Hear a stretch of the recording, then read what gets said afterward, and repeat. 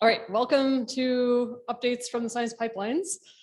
It is, we have a lot of, this is our annual update from the algorithms workshop that we held 3 years ago at this point. And remember, it was the first week of the pandemic. Let that sink in. Remember, we have a code of conduct. I was talking to some of you about this last year, but my own personal perception at the last PCW was that everybody was extra kind and constructive with each other. And my hypothesis was that we were all so excited to be back in person after the pandemic, and we were extra grateful to be here in each other's presence and sharing ideas and building something together. And so if that was the case, I'm hoping we can keep it up going forward. We are streaming this. Ian is going to be our Slack monitor. If you have questions, please don't post them on the Zoom chat. He's monitoring the Slack channel. This is our annual update from the algorithms workshop. We're going to share a lot of change in status. We have had press releases. We have new algorithms that are live. But remember, the plans described herein are all still current. It's just the status that has changed. So if anything, if you weren't at that workshop and we say anything confusing, and there's a part of it that is particularly interesting to you, please go back and watch the videos from here. They're all still current. So the way today is going to work is we'll first do a 60-minute series of talks from the pipelines team, and then the last 30 minutes will be open for questions, and we have most of the pipelines team here available to answer your questions. Just to call out a couple people in particular, Robert Lupton, our former pipeline scientist, is here. He has taken a role as the commissioning scientist, and his previous role as the overall pipeline scientist is now Jim Bosch, and our calibration scientist is Eli Rykoff. And our alert production scientist is Eric Wellham, and those are our product owners. 3 people have joined the team since the last PCW. Welcome, Bruno, Tris, and Agnes. You'll be hearing from Bruno and Tris today. So we are the Science Pipelines team. Remember, we are all scientists. We are all members of a science collaboration, and we are all here for the same reason that you are, because we are excited with the science that we can do with LSST. What we have in common is that we are preparing for LSST by writing the LSST Science Pipelines. This is the software that takes the raw images coming off the telescope, combines it with calibration data, external catalogs to account for the effects of the instrument, the effects of the atmosphere, calibrate those out and produce measurements for you to use for your science. We're going to produce both catalogs and images. While we expect that a lot of science will be done with catalogs alone, we know that you are going to invent novel pixel level algorithms and are going to need images for your science. For this reason, the single visit images, the co-edited images, and the difference images are first-class data products for you to use to detect your ultra diffuse galaxies, apply your shift and stack algorithm to test your Planet 9 hypothesis.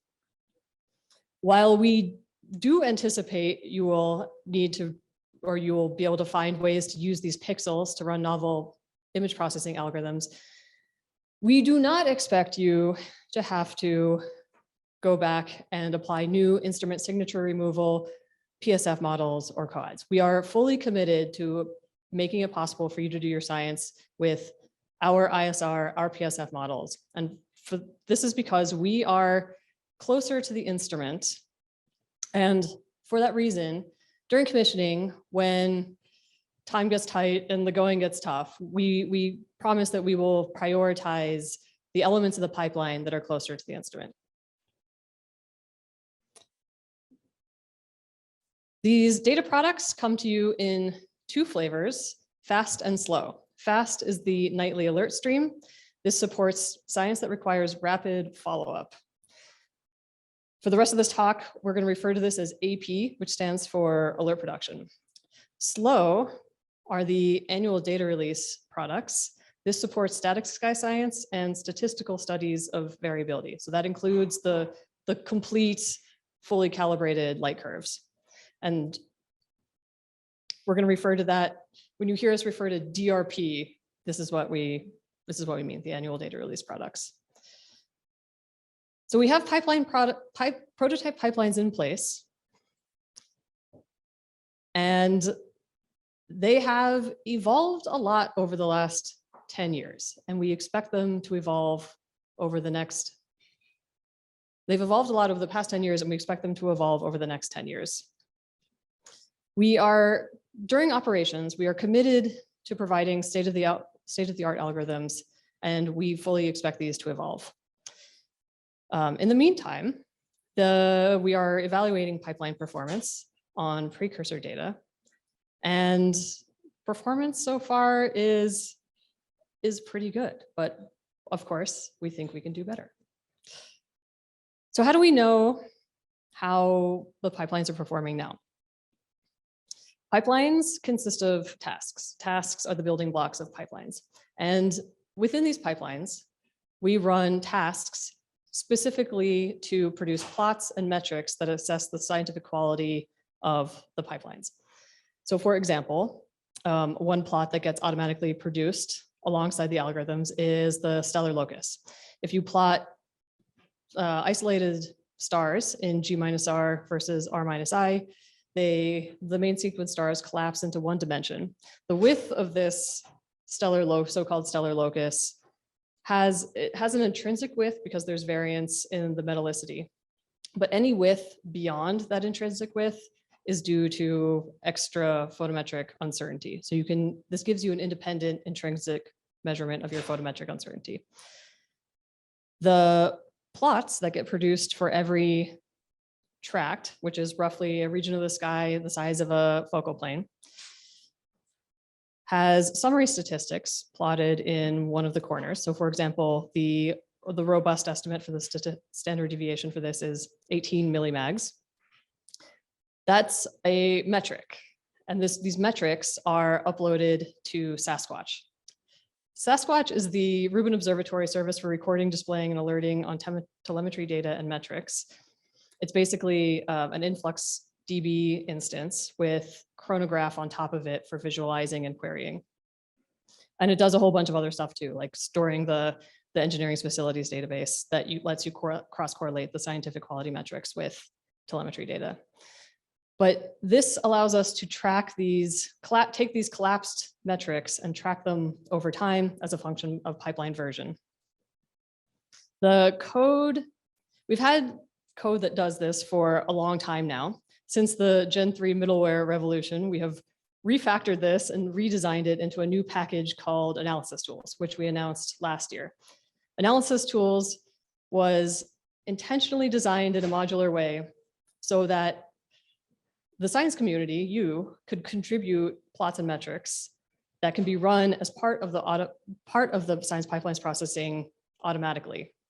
And Keith, during Keith's commissioning bootcamp in May, we highlighted and introduced a lot of the commissioning folks to analysis tools, and we got a lot of practice writing analysis tools.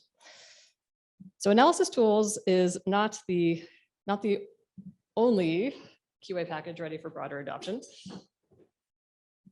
Good morning, everyone. My name's Tris. If you don't know me, hello, nice to meet you all. I just graduated from Princeton in my undergrad and joined the data management team in June. So I'm really excited to be here working on mainly source injection.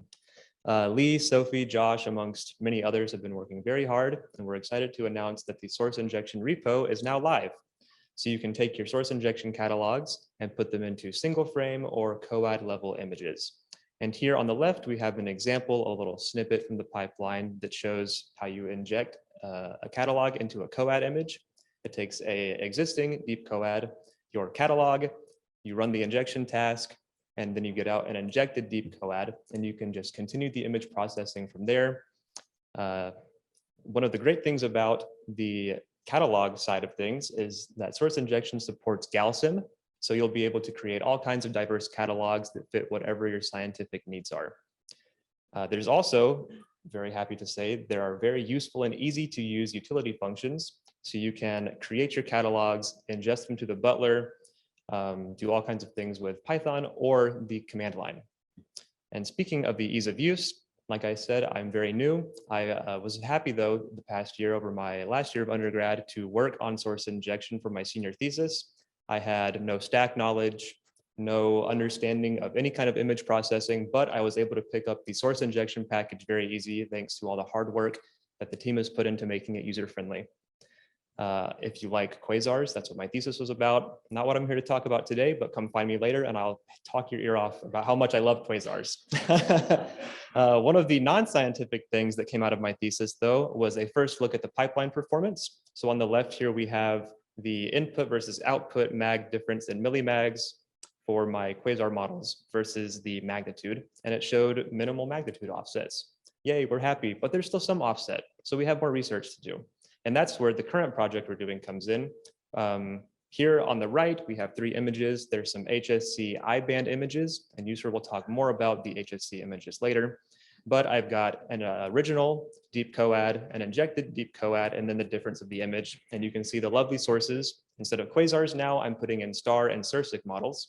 And we'll use those along with analysis tools to characterize all kinds of metrics for how the pipeline's performing. For the future, source injection will very soon be added to LSST distrib. It's very exciting.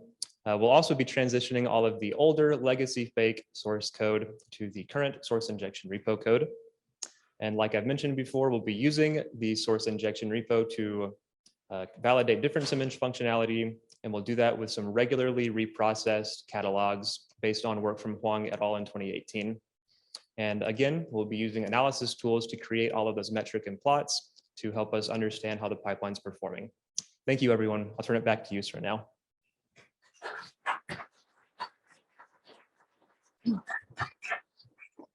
Thanks, Tris. So we mentioned that we evaluate pipeline performance by running on precursor data. I first want to take some time to introduce you to these data sets because when we get into the updates from the algorithms, we're going to be showing you plots that were made with these precursor data sets. We use 3 wide field surveys, 1 simulated, 2 real. For simulated, we use Desk's DC2 run 2.2i. This is good for anything you need to compare with a source of truth, but it doesn't have the gory idiosyncrasies that real data has. For that, we use DCAM and HyperSubPrimeCam. There's going to be a session Thursday afternoon totally dedicated to our use of DCAM as a precursor data set.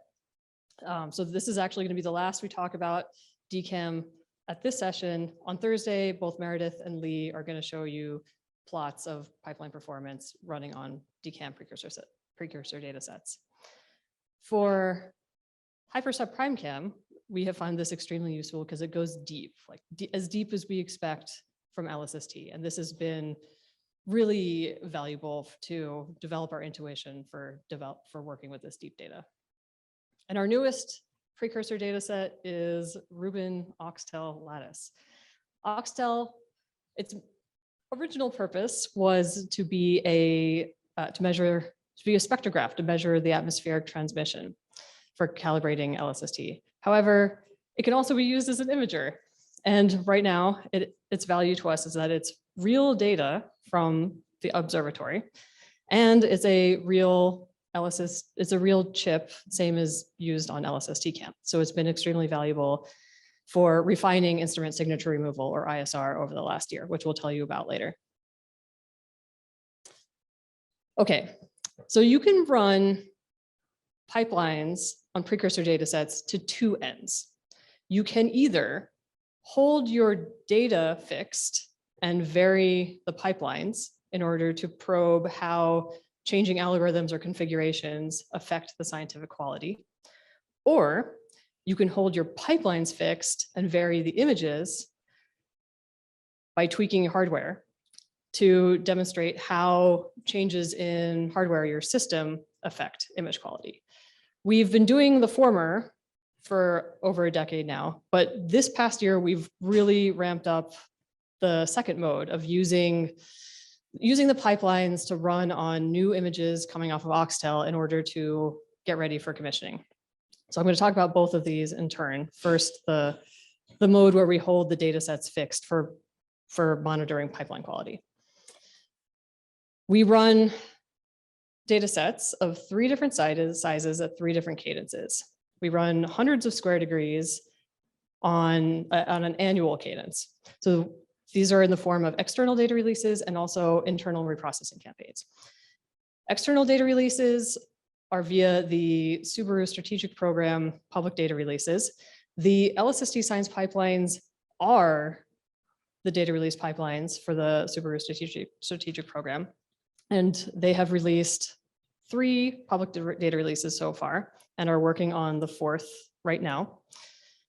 We've also done a data release, we being us with our operations hats on, have done a data release on the DESK's DC2 image simulations. That was data preview 0.2.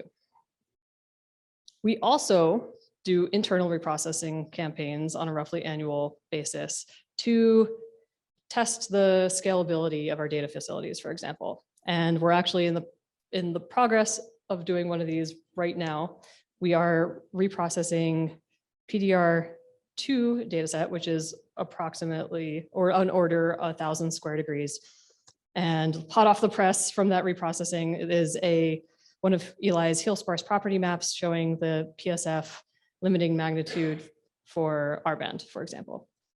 And you can see the ultra deep drilling fields go down to 27.5.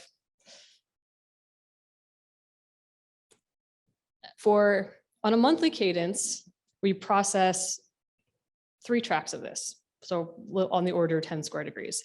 This is the minimum size data set we need to test new algorithms, to test speed, robustness, and the scientific performance of any algorithm that we want to change. We run a subset of the HSC PDR1. This is called RC2. We have selected 3 tracks for a variety of seeing properties, including, and then 1 track 9813, which has the deep drilling field. We also run a test set called TestMed1, which is 2 tracks of DC2 data at 1.5 year depth. There's some DCAM data as well, which Lee and Meredith will tell you about on Thursday. So like we saw earlier, this lets us track metrics on a monthly timescale with data on order of 10 square degrees. So this, for example, is our photometric repeatability performance last year. And then a subset of RC2 called RC2 subset. We run 1 square degree nightly for continuous integration in order to keep the pipelines healthy. So this is to make sure that there are no surprises. So for example, a few weeks ago, when we upgraded to RubenEnv 7, there was a MKL incompatibility that made our PSF models print out garbage. And the nightly Jenkins run of RC2 subset instantly alerted us to this problem, and Jim Bosch heroically put in a fix very quickly, and we recovered pretty fast. But this lets us stay on top of the pipeline performance.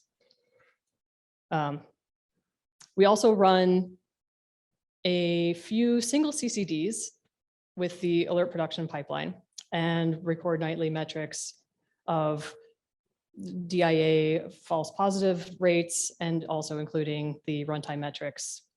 So you can keep track of how long alert production pipeline is taking at any given day, so that there's no surprises. Okay, for the next mode, we're switching now to this new mode of running pipelines in order to assess image quality, practice for commissioning, and assist the observers. This is for us, really new over the course of this past year and where we've been focusing our efforts over the last year. So the first campaign is rapid analysis. This supports the observers in real time. And it's just a quick single frame measurement by calibrating, by matching with reference catalogs, and compute a bunch of statistics that get printed out on Rubin TV. The rapid analysis framework is what processes the data. Rubin TV is what displays it. Of course, this is meant to support the observers who are making decisions on the summit. Rapid analysis is a lot more than just this bit that runs on lattice images. However, because this is a talk about the science pipelines, and we don't necessarily run the science pipelines on data from all these other cameras and test stands that are going on right now, we'll leave it at that. We also run a 10 a.m. data release like processing, which is a rehearsal for LSST CAM commissioning. At the end of every 3-night Oxtel run, we run a little data release production so that we can assess what happened, what new observing strategy we need to employ with Oxtel, what we need to change in terms of configs and algorithms. And like Colin pointed out, this is also our way to remember what it's like to deal with a camera that we've never seen before. And then our third major campaign is one that we spent a significant amount of effort this year on, and Sinfong is going to tell us more about. Thank you, Yusra. So the third processing that we do with the Oxtel data is the prompt processing. And so I'm going to spend a few minutes to talk about the prompt processing framework, which is used to execute the alert production payload. So we kind of made the distinction. So I'm going to focus more on the framework part of thing instead of the pipeline part of thing. So last spring, we had a prototype implementation successfully done on Google Cloud Platform by Christoph and John Pareco. And about a year ago this time, we had our USDF stood up as Slack. So in the fall last year, the 6 of us together with the team at large has started working on deploying and implementing the framework and the system at USDF. So we started with testing with the HSC data. And in the spring this year, we started to receive live images from the summit and do operations with those. So before I tell you more about what we do with the Oxtel data, I was just briefly introduce you how the system works. So 60 seconds is our goal, and that's not a lot of time. So every second matters. So the design is to be able to do this fast. So we asked the summit to send us an advance notice.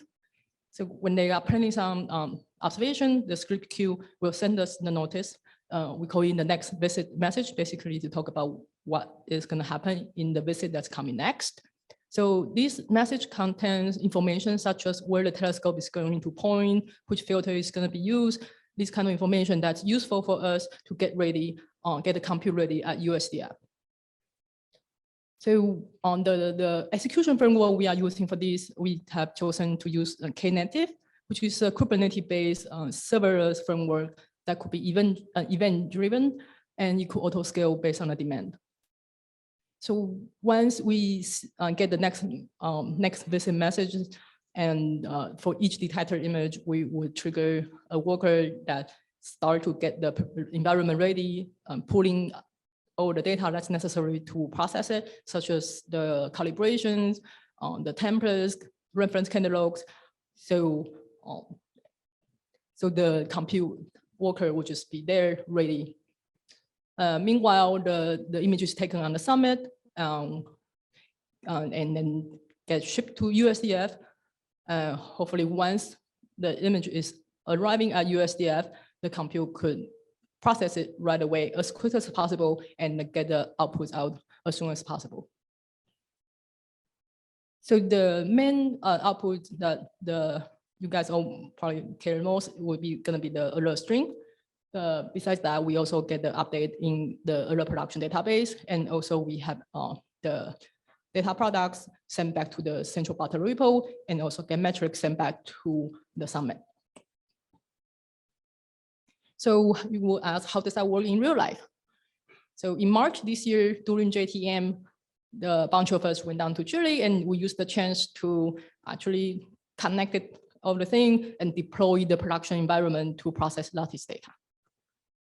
So after initial setup, since then, every time Oxtail takes imaging data, the system will just automatically process that. So we let it run, for now, we let it run just on its own, and you will do it automatically. And we'll just look at the results next day to kind of see how it went. So every time we learn some lessons about the system, we would identify what the problem is, whether there's a bug or what the bottlenecks are, and then we'll tweak the configurations or fix the bugs, and then deploy an improved version for the next run. And if you just look at our track record from these few months of Oxtail imaging observations we got output, in early May, we got 20% of the incoming images running through instrument signature removal.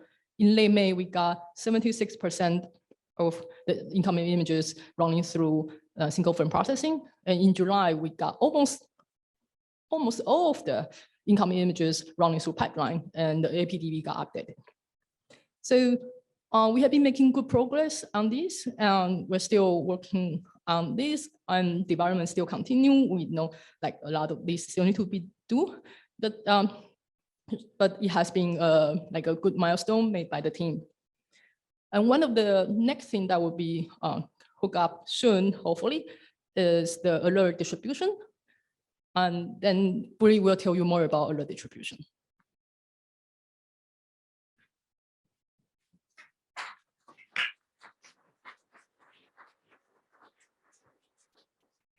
So this is a very brief update on the alert distribution, but things are changing rapidly because I had to completely change my slides as of yesterday because we are now officially live on USDF with outside access. Woo! Huge thanks to Dan Speck for doing a lot of heavy lifting and getting it working there. As we speak, he's doing throughput tests on it and getting anywhere from 6.9 to 9 gigabits of throughput, which is great. We're doing a lot of stress testing to see how we can do some optimization. We have also separated the alert distribution system out from the Rubin Science platform, which gives us a lot more fine-tuned control. That way we can, do some technical things like assign brokers to specific nodes, do different ways for accessing it, and just in general make the system more failure-proof. What we're going to be doing soon is we're going to start by adding nightly topics. That way, alert brokers can have more fine control over how they read. They don't have to read the entire alerts log from the beginning if they want to try and find alerts that they may have missed. Additionally, we're going to start testing alert generation and distribution with Oxtail and processing, which is very exciting. And we'll soon be organizing a test for the alert brokers now that we have it set up on USDF so they can actually have real test access instead of with the interim data facility. So that's all I have.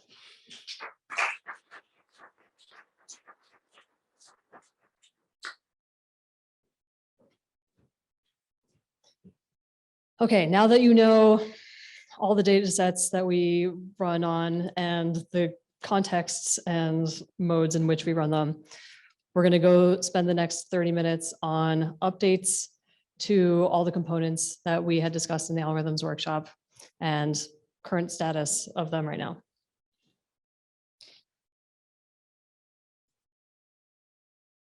Okay, so our maybe most exciting update is on the asteroid linking algorithm, where in our HelioLink, the multi-night asteroid linking algorithm was demonstrated to have found a potentially hazardous asteroid in a context that is more challenging than we expect for LSST. So Ari Hines found this NEO in archival ATLAS data, and ATLAS, like all currently observing potentially hazardous asteroid surveys, takes 4 observations per night and seeks to link the 4 detections in each night.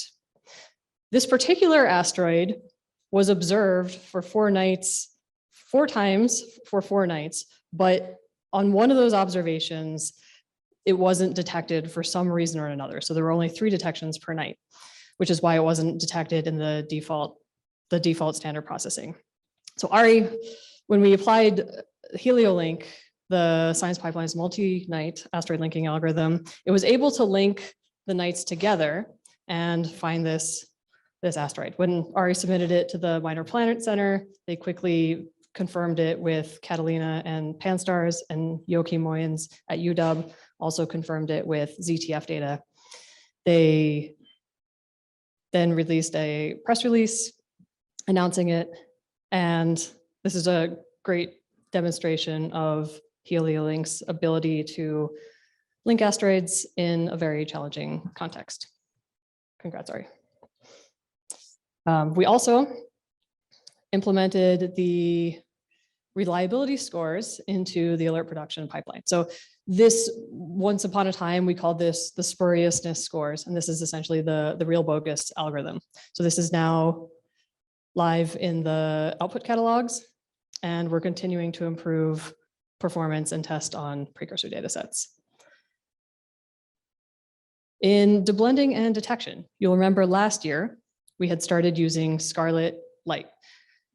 Scarlett uncoads. Scarlett fits, remember Scarlett is the multiband fitting algorithm that is designed to take data from both space and ground and combine them for deblending purposes. Fred found that in the limit of 1 camera, so if you dial down the number of cameras you use to 1, you can use analytic gradients, which means that you get an immense speed up in runtime and improvement in memory usage. And it's been in production this past year and found that it is both robust and comfortably fits within the compute budget. So with Scarlett Light's success, Fred is turning his attention upstream to the detection algorithms. He implemented a assemble chi-squared coad task for deep multiband detection. This takes data from all the bands and collapses them into 1 coad.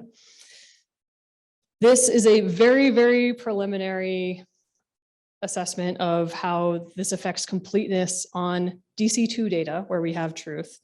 And with the naive detection algorithm, find that you do get a modest improvement in completeness.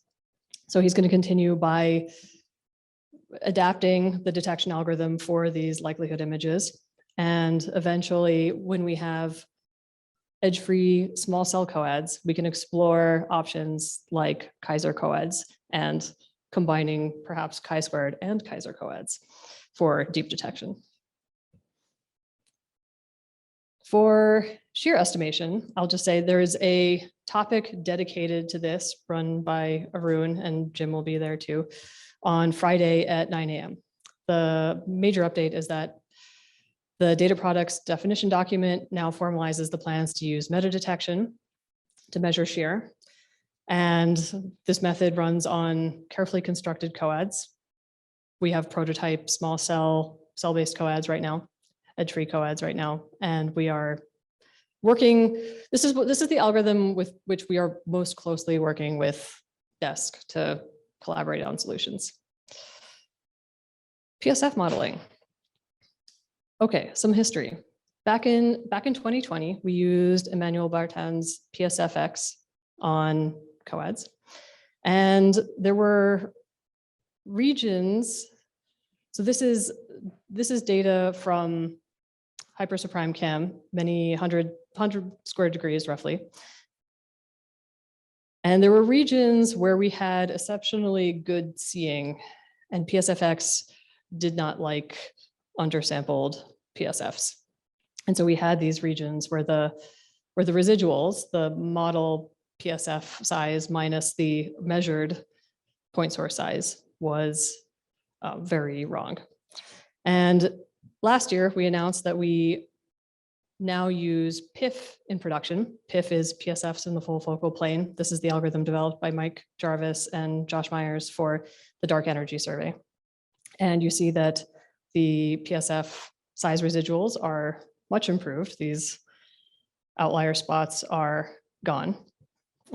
However, we do still have this 1 to 2 milli-arcsecond offset, which is super slight and sufficient for weak lensing with hyperprime cam PDR4. But anytime you see some kind of consistent pattern like this, you know it's something that you can improve. And this is something that we are investigating, have some hypotheses on. The PSF ellipticity residuals, as measured through rheostats, are within the requirements for weak lensing with HSC PDR4. In this past year, Josh has exposed PIF's ability to fit the PSFs in sky coordinates. So when this takes the burden off of the PSF modeling and puts it on the WCS solution. So if you have effects, small scale effects like deep tree rings, like DES did, if you include those tree rings as part of the WCS solution and then do your PSF fitting, in sky coordinates, you see, at least DES saw a major improvement in the quality of their PSF models. We did implement this, but we did not see the same dramatic improvement with HSC because our HSC distortion model doesn't include these small scale distortion effects yet. So that was completely expected, and like more on this in the astrometry section next.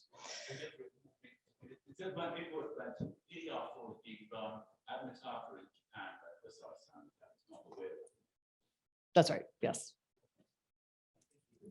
Sorry, did not mean to imply that we are running it.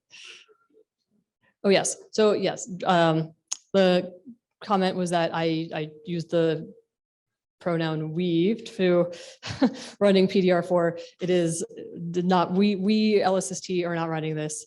We just provided the science pipelines and it's being run at in Mitaka by NAOJ and Furusawa-san, who's here. I apologize for that.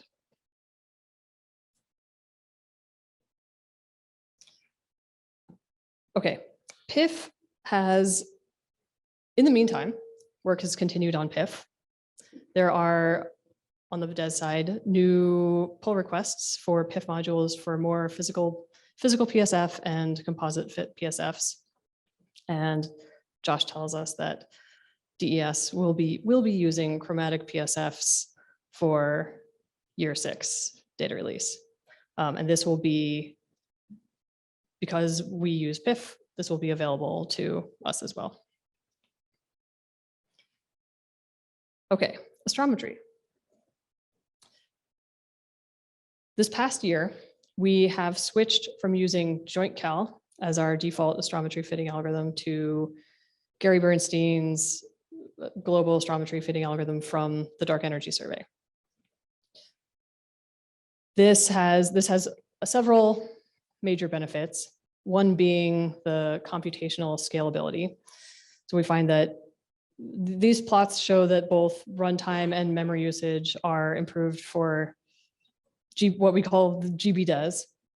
I just want to say, like, the effect is even more dramatic than this for LSST CAM because of how it scales.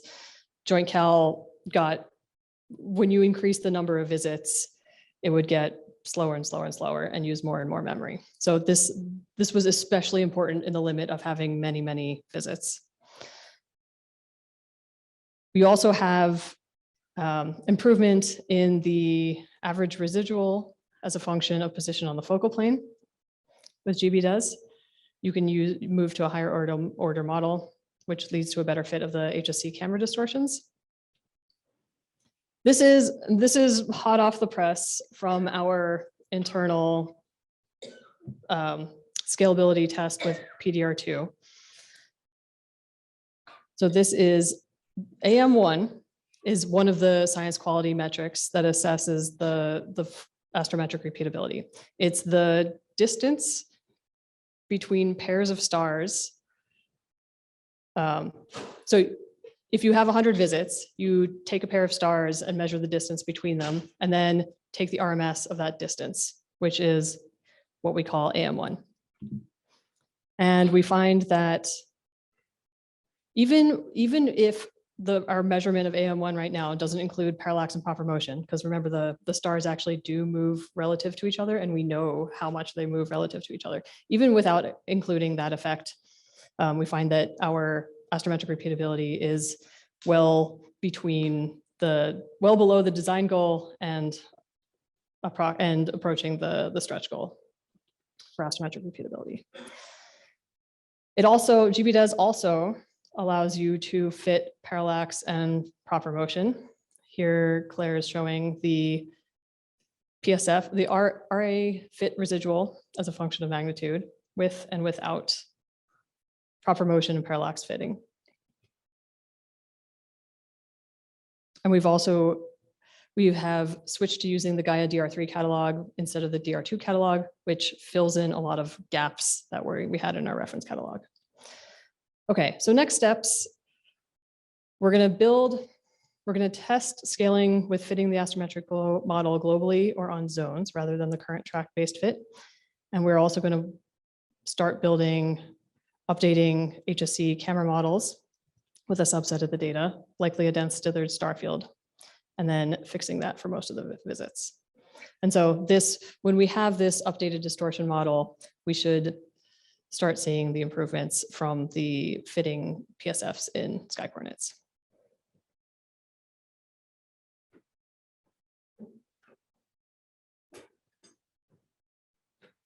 Hello, I'm Eli Rykoff. And before I talk about this, one fun thing about the astrometric fitting, Claire and I found a bug in IRFA when we were doing testing for the proper motion that had been there for over 30 years. So it was the one time that it was actually a bug. It wasn't us. All right. So first few slides here were put together by Chris Waters, who is in charge of the ISR part of Science Pipelines. And this dramatic demonstration of where we were and where we are now. On the left is what the Oxtel lattice image looked like after ISR in 2022. And after updates and configuration changes, you can see on the right, all of these AMP features are greatly reduced. They are not removed entirely, but luckily with you can only see that if you bring up the slides on your computer. In this projection, it all looks perfect. So I'll just move on. So the major improvements in the ISR in the past year, the main thing there was parallel overscan enabled, which does some things with the noise, which we're characterizing. And it's not necessary for all detectors, but it is for several, including many of the ITL detectors like we have on Oxtel. Improvements in the sequencer, crosstalk coefficients are finally measured and put in, and on the right is a little animation of a saturated star and before and after crosstalk correction. Improvements in the charge transfer efficiency, the lateral E fields, such as tree rings or the picture frame effect, where the size of the pixels changes. We have done the initial analysis. We have defect generation improvements, flux conserving brighter fatter correction, and automatic process for daily calibration, taking reduction and verification, but that is also being improved. Last year in August, after the PCW, we had a meeting at SLAC called Calibpalooza, where we got together and planned all of our photometric and astrometric calibration and ISR. And we have not implemented all of these changes, but ongoing improved fringe construction and verification, defect verification.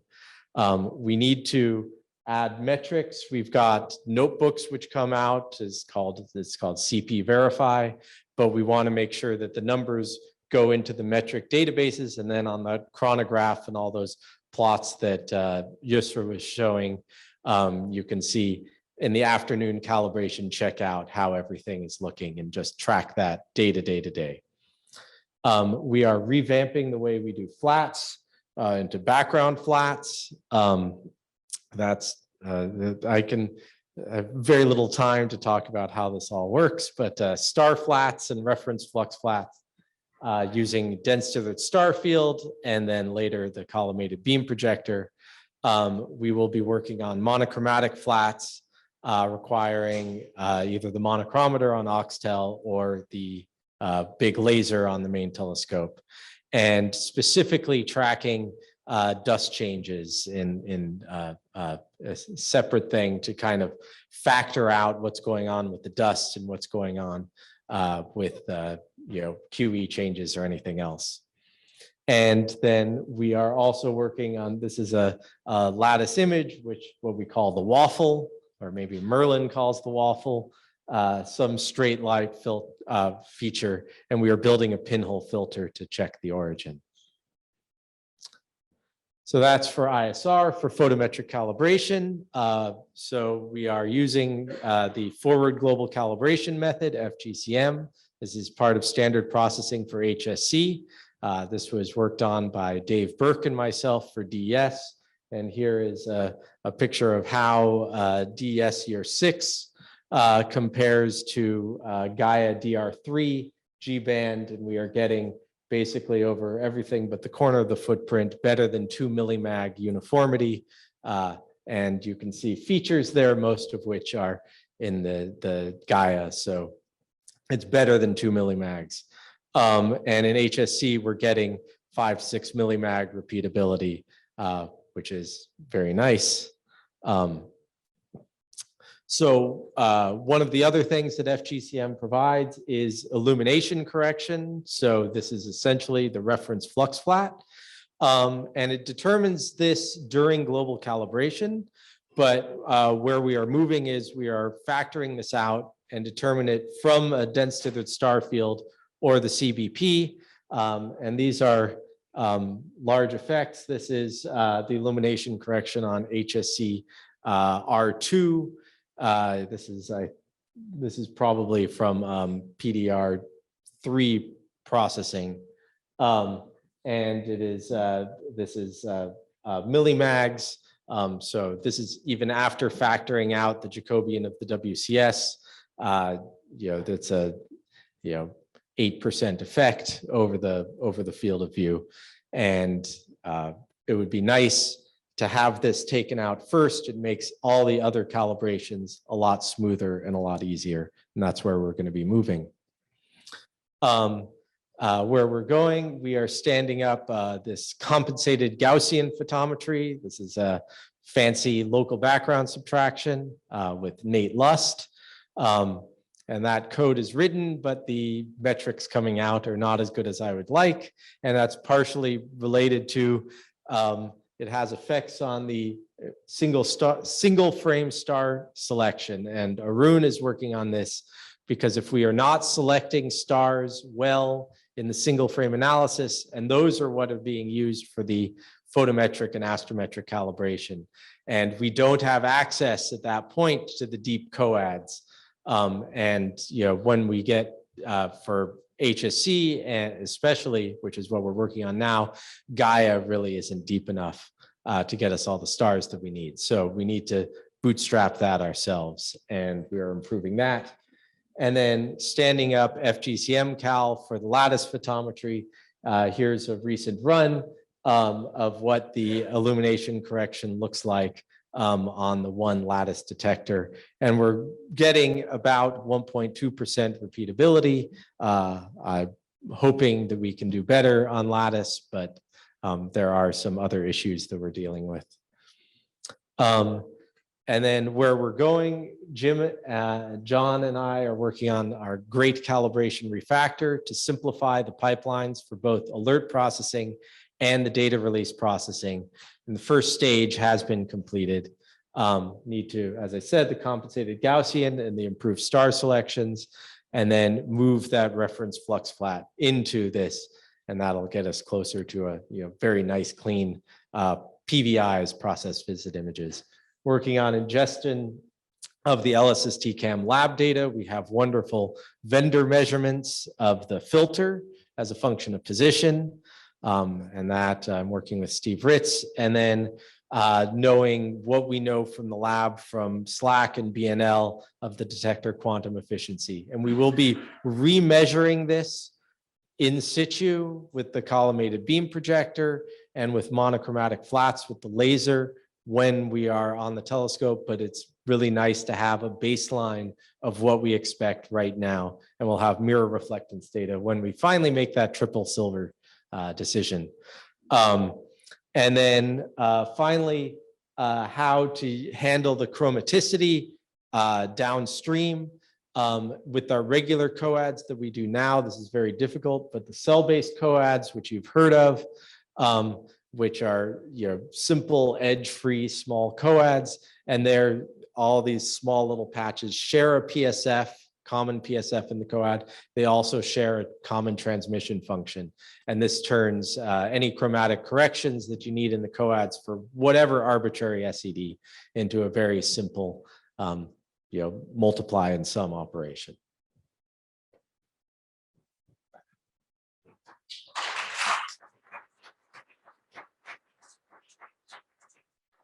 Hi, everyone. My name is Bruno. As was mentioned, I'm just on board the AP team now this February. So I'm here to talk about image differencing, which is, of course, part of the LR production pipelines.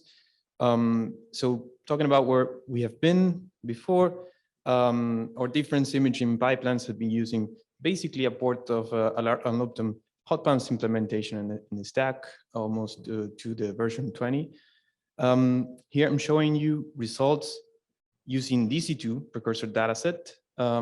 This is an evaluation of the performance of the DIA algorithms.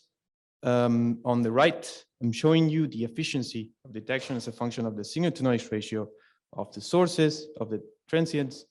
And on the left, I'm showing you a summary table of comparisons of this assessment of performance with respect to dark energy survey results. So typically our efficiency of detection at 50% signal to noise ratio was 5.8 in DC2 simulations, but of course this is almost too perfect. The DC2 simulations lack a lot of the features that you can find in real data. So the overall way of doing this is by using transients that are injected in our images. In real data, this will be done using fakes or synthetic sources. Here, what I'm showing you is the basic process that we follow. We have on the top panel a science image, on the middle panel a template image, and as you might know, DIA or difference image analysis is basically a pixel by pixel comparison of these two images, which is the result on the bottom panel. I'm showing you as well red circles on the detections in the difference image, and then white and yellow circles on the supernovae that are in the DC2 dataset. And next to them, as SNR, signal to noise ratio value for each one of the sources. So as you can see, some of them have also a red circle, which means that they are detected. And also some of them, the yellow ones, don't have a red circle. So in this process, over many, many images, we can assess the selection function for this. So this is basically what it's summarized in the curve on the right. So also assessing the photometric performance of our DIA, we understood in DC2 that the template quality was a very critical factor in this previous implementation. And if the template wasn't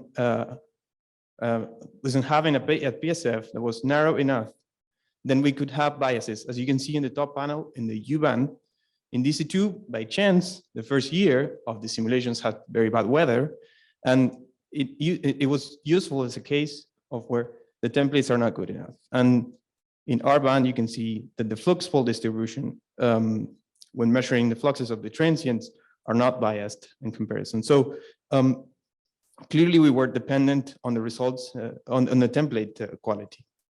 So In 2022, it was rolled out a major refactoring of the difference image analysis task, and a lot of things improved at that point, which made the code base more robust, easier to test, and overall easier to improve and keep on working on. So a lot of bug fixes were done, and many more tests we have now. Also, additional implementation of many requested features, especially for the ERP. So, but all of this, which were great things, did not, however, fix at first the alternative modes that you can run subtraction. So DIA can be done in different flavors. Alarm can be like straightforward nominal alarm. You can also have what we call the auto convolution mode, which is basically retargeting the template image to the science image in the case that you have a narrower PSF in your new image. And you have the pre-convolution mode, which is convolving the science image with a kernel in order to broad up the PSF. So now the transformation function that you apply in the template is no longer a deconvolution. All of these changes, and what the good news now is that all these implementations have comparable results in our pipelines, in our testing, and are ready to use. This makes, for the first time, IPDFIM subtract images task agnostic to the PSF size, as you can find in the milestone in the link in the slides. And additionally, on top of this, we have significant changes to the APDB schema. So in the future, we are thinking about improving our fake or synthetic source testing in precursor datasets. We're going to use the new source injection package that Lee Kelvin has announced. We're going to improve, I think, the testability that we have, the capabilities of testing this by providing a common grounds for the different flavors of the IA. As you can see on the right, this is a preliminary test on HSC Cosmos data. It's an assessment that tries to replicate what we found in DC2, the same metrics. As you can see, we have a selection function or detection efficiency that is comparable. Remember, this is real data.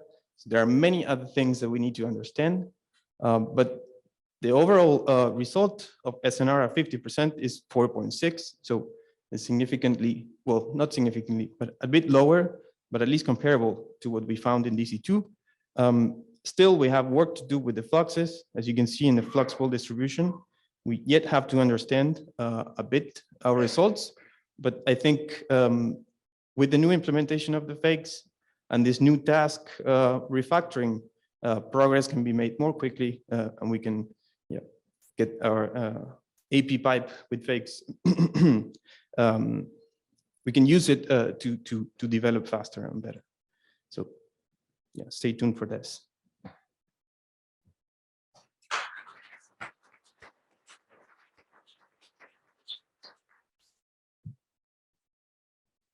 Thank you, Bruno. Okay, we're going to make appearances at a number of sessions at the rest of this week. This afternoon, Lee and Fred will be at Blending, Eric and Bruno at Image Difference Analysis Commissioning Science Unit. Tomorrow, refining the alert follow-up system. On Thursday, Meredith will be speaking at Update on low Earth orbit satellite challenges for Rubin Science. System performance all hands meeting, the precursor using DCAM as precursor data set, and auxiliary telescope. On Friday, there's going to be at 9 a.m. 3 concurrent sessions that it's going to be hard to choose from. But if you're interested in cell-based coads, meta detection, Jim and Arun will be at producing weak lensing shear catalogs, Fred and Ian at crowded stellar fields, and Nima and Agnes at machine learning with Rubin observatory data.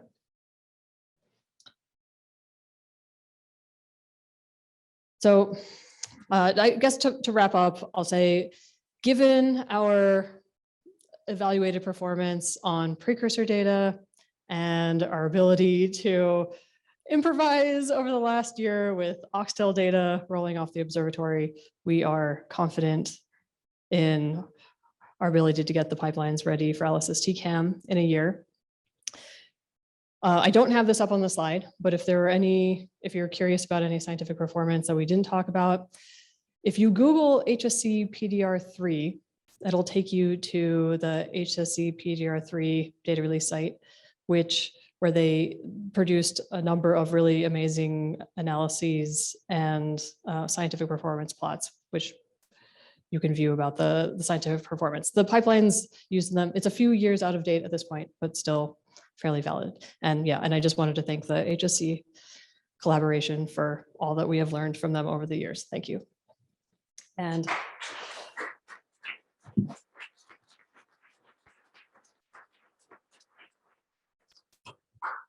okay, and that concludes the talk portion of this morning. And we are available to answer questions. We'll run microphones around and find the appropriate person on the panel to answer it for you.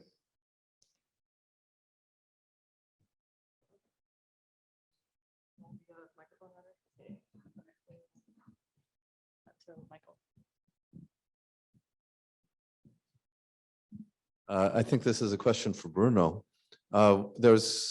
We've been hearing a lot about incremental template generation and with 3 exposures rather than 5. I'd be interested in hearing the extent to which you have a sense of what the performance of alert generation will be under that. So yeah, I'm here. So I think, so your question is related to having 3 instead of 5 images, you said.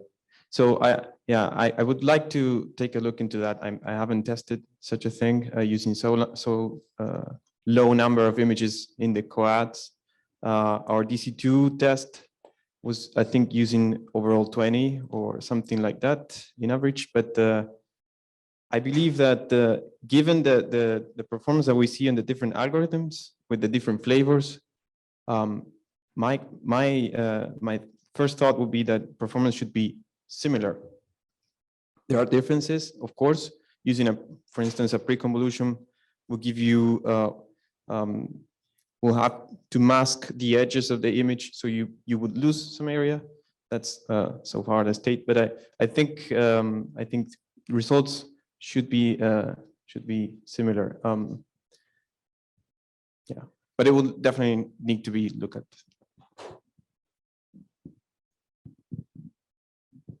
I just wanted to add, I'm Eric Bellum. Bruno's right there. There are some performance trade-offs with fewer images. They'll be noisier. They'll contribute more noise to the difference images, which will be accordingly shallower. You'll have more gaps. But the trade-off is you would get alerts earlier, although somewhat fewer. So we're looking at some of those effects, and we'll certainly be in touch with science users about how to weight those trade-offs as we go forward.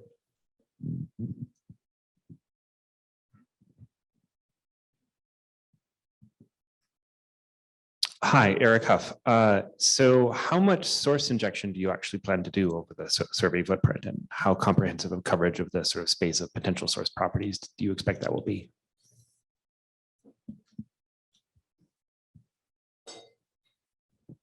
Hi there, Lee Kelvin. I'll say a few words. So, well, if you want more info, come to the blending session next. I'll be giving some more thoughts on that there.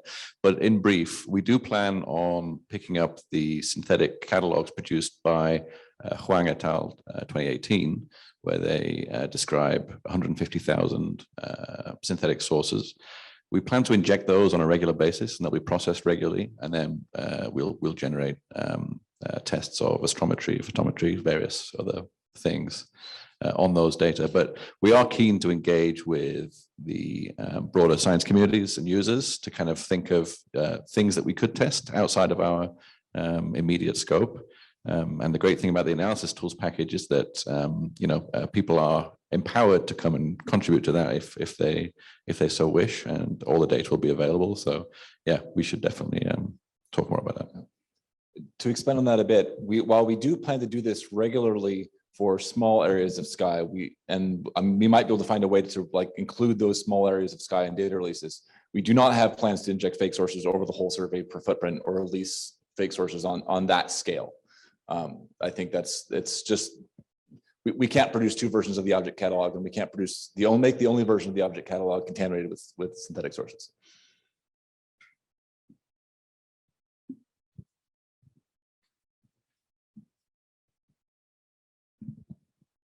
Thank you.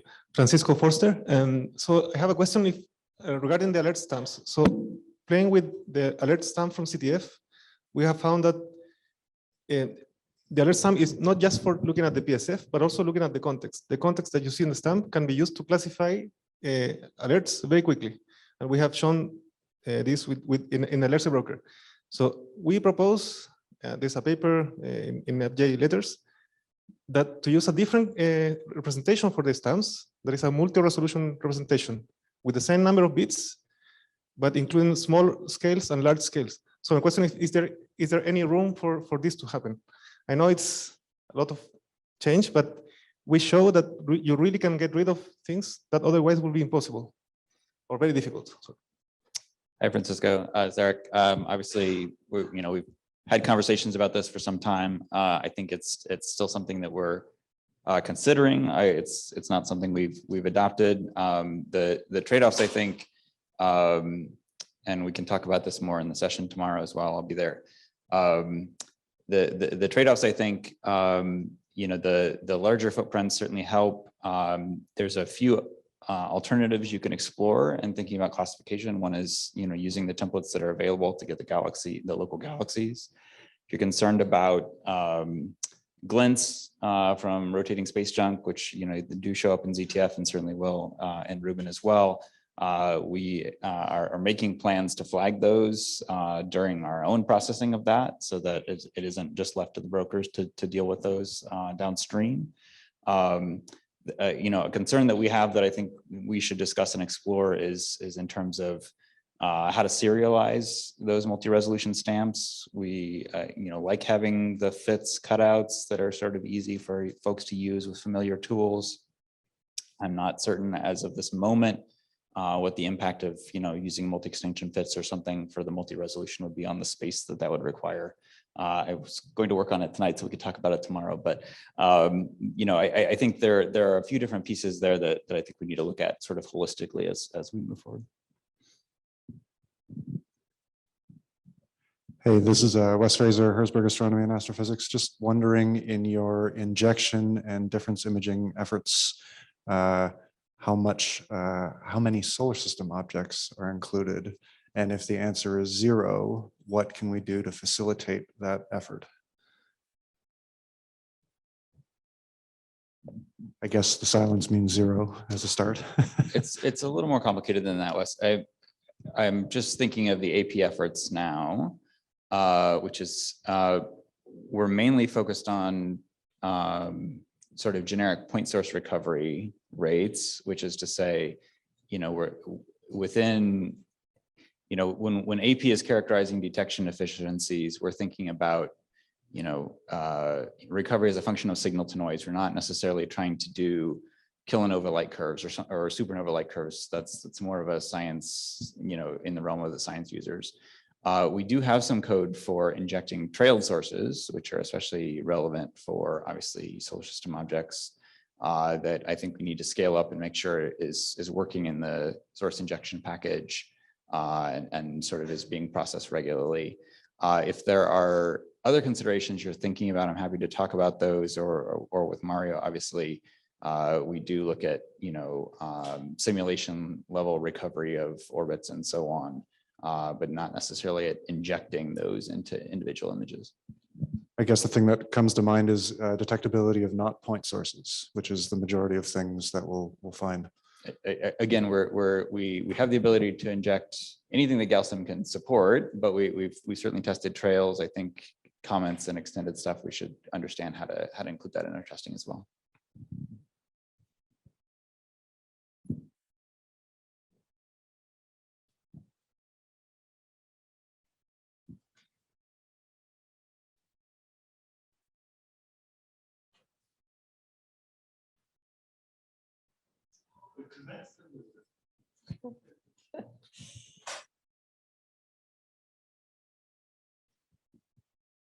Okay, if there are no further questions, then that concludes this session and it is time for lunch. Thank you all for joining.